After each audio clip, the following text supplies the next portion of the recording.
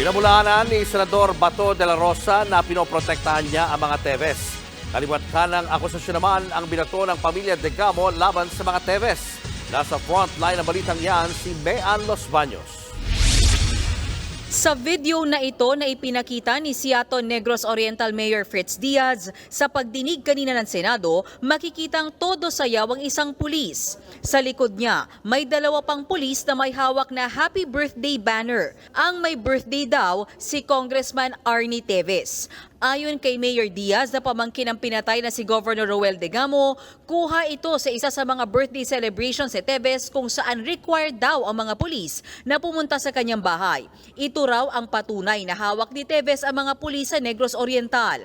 Ang campaign manager daw ni Teves ang nag-obliga sa mga pulis sa pumunta at sumayaw sa birthday ng kongresista dahil kung ayaw nila, madedestino daw sila sa ibang lugar.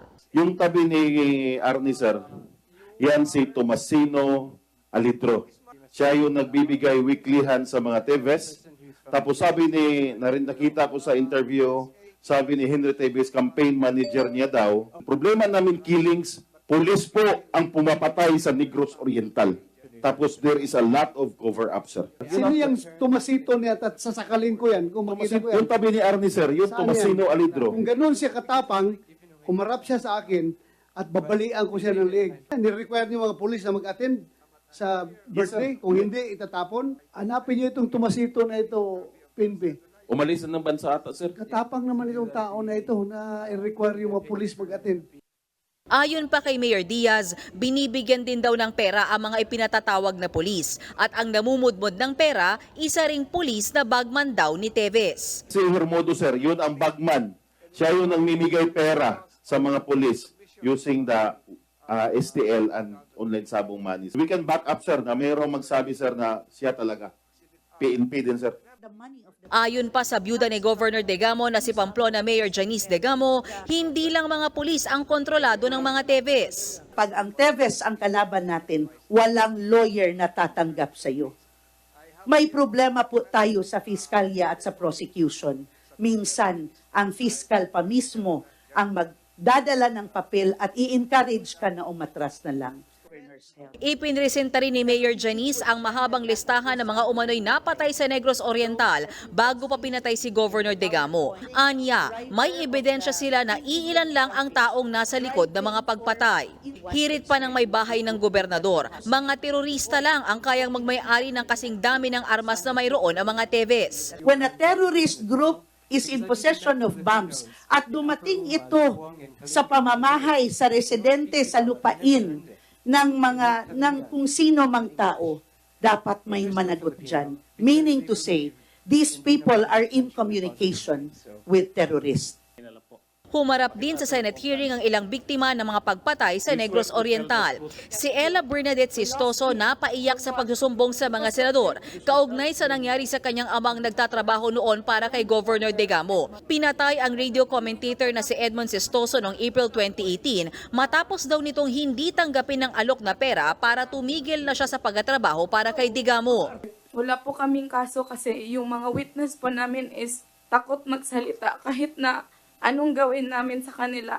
Ayaw po nilang makipagtulungan sa amin. Sino kinatakutan nila? Si Congressman Arnie Teves po. Wala man ang nadidiin sa issue na si Congressman Teves, naging matipid naman ang sagot ng kapatid niyang si dating Governor Pride Henry sa mga akusasyon sa kanilang pamilya. I'll just listen to the others as well. It was Filipinos. And later on when my driving around nursing with Filipinos reactions are needed or my life questions, and I will became so answer them as immersed. well. Base sa datos na nakalap ng Senate Committee on Public Order, umaabot na sa 500 ang biktima ng patayan sa Negros Oriental sa loob ng 5 taon. Ibig sabihin, 100 biktima kada taon. Bagay na ikinaalarma na raw ng mga senador. Kaya napagkasunduan sa pagdinig kanina na atasan ang Department of Justice na bumuo ng Special Task Force na siyang tututok sa investigasyon ng serye ng patayan sa Negros Oriental kasama na ang nangyari kay Governor Roel Degamo. Pinag-usapan din sa Senate hearing ang umano'y nagpapatuloy na operasyon ng isabong sa Negros Oriental. It is public knowledge in Negros Oriental that the money of the Teveses comes from the Isabong STL katong mga babae na maghuhubad at mag-press ka doon, magbabayad ka ng 99 pesos. Ano yan? Hindi nyo yan alam, Chair?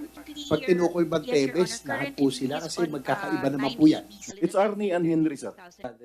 Tahasa namang itinanggi ni Pride Henry na may kinalaman siya sa isabong. I already gave my a waiver to my bank to send all my assets. You can check it for the last 15 years.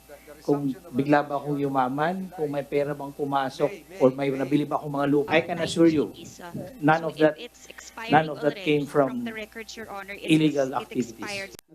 Iginiit ni Senator Bato na nanatiling bukas ang Senado para sa personal na pagdalo ni Congressman Arnulfo Teves para maipagtanggol ang kanyang sarili. Itinanggi rin ni De La Rosa ang mga alegasyong pinapaboran niya ang mga Teves at nasuhulan daw siya ng mga ito. Kasunod ito ng pagkalat sa social media na asawa ng isang Teves ang kaanak ng misis ni Senator Bato. Hindi po ako kaya bayaran kahit gaano kayaman ni Teves. Hindi po kaya bayaran ako ng kahit sino man. Hindi po ako naging tuta at hindi po ako related sa mga Teves for full disclosure purposes. Nagbabalita mula sa Frontline, Mean Los Baños, News 5.